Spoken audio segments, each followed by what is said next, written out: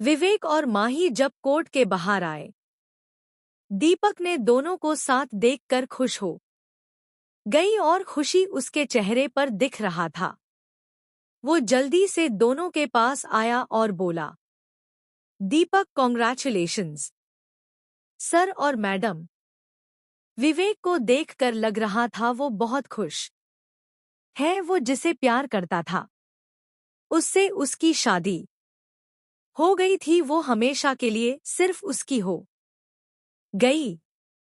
वहीं माही को अभी भी विश्वास नहीं हो रहा था कि जिसे पाने के सपने लड़कियां देखती है उसके साथ उसकी शादी हो गई है।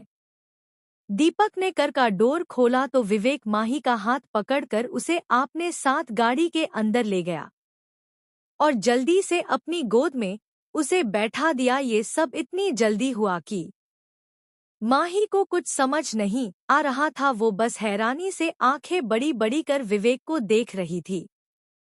जब विवेक ने इसे खुद को इस तरह देखता पाया तो उसको कमर से पकड़कर अपने करीब कर लिया। विवेक जान, ऐसे मत देखो। मैं तुम्हें खुद से शादी करने के लिए करने पर कभी पछतावा नहीं होने दूंगा। मैं तुम्हें बहुत खुश रखूंगा। और विवेक के मुंह से जब खुद के किए जान सुना तो माही शर्मा गई। विवेक ने अब कुछ बहुत ही मदहोशी भरी आवाज में कहा था। विवेक ने माही के लाल होते गालों को दिखा तो उसके मेहरे को अपने दोनों हाथों से पकड़कर अपने सख्त होठ को उसके नरम होठों पर रखकर मदहोशी के साथ किस करने लगा।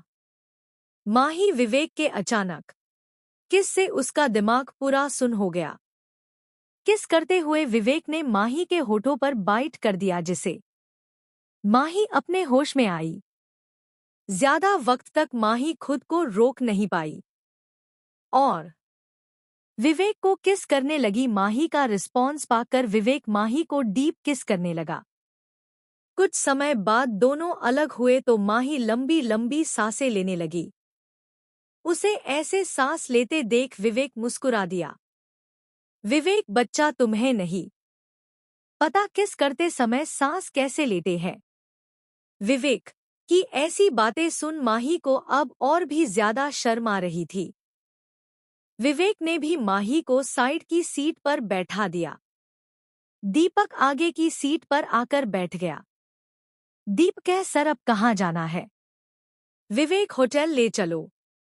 दीपक ने भी कार स्टार्ट कर दिया।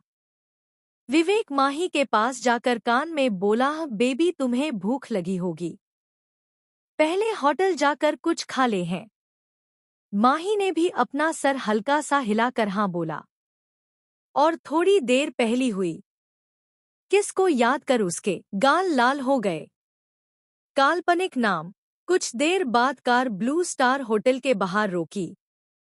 दीपक बाहर निकला और विवेक के लिए कार का डोर ओपन किया। विवेक बाहर निकला और माही का थाम कर उसे भी कार से उतारा और अंदर की ओर बढ़ गया। जब मैनेजर ने उसे देखा तो सारे स्टाफ के साथ लाइन से खड़े हो गए। आखिर उनका बॉस जो आया था, लेकिन सारे माही को उसके साथ देख हैरान हो गए। वो आज तक कभी भी किसी लड़की के साथ नहीं आया था। सबने उसे सर नीचे झुकाकर विश किया और अपने काम में लग गए।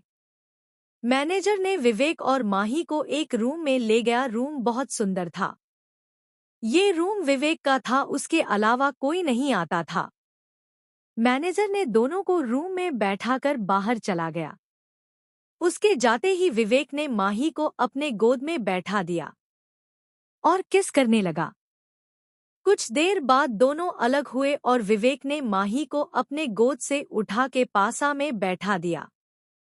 विवेक बच्चा, क्या खाऊंगी तुम। माही ने कुछ नहीं कहा। वो शर्म की वजह से लाल हो रही थी। उसे कुछ ना कहते और ऐसे शर्माता देख विवेक मुस्कुराकर बोला, विवेक बच्चा, तुम्हें शर्माने की जरूरत नहीं है और तुम मेरी पत्नी हो, मिसेस माही। विवेक राणा बोल प्यार से उसके माथे को चूम लिया। माही को विवेक को खुद की इतनी केयर और प्यार करता देख आंखें नम हो गईं। उसे अपने पापा मम्मी की याद आ गई। वो दोनों भी उसे बहुत प्यार करते थे। विवेक ने उसके आंखों में आए आंसुओं को साफ किया। माही, ये आखिरी बार है। इसके बाद तुम कभी नहीं रोओगी। कुछ देर बाद विवेक ने खाना ऑर्डर किया और माही से पूछा, विवेक बच्चा आइसक्रीम खाना पसंद करोगी?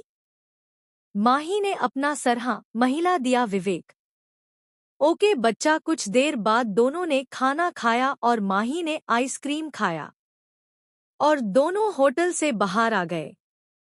दीपक कार के पास खड़ा होकर दोनों का इंतजार कर रहा था। गाड़ी में बैठने के बाद दीपक ने विवेक की तरफ देखकर बोला, दीपक सर अब कहाँ जाना है?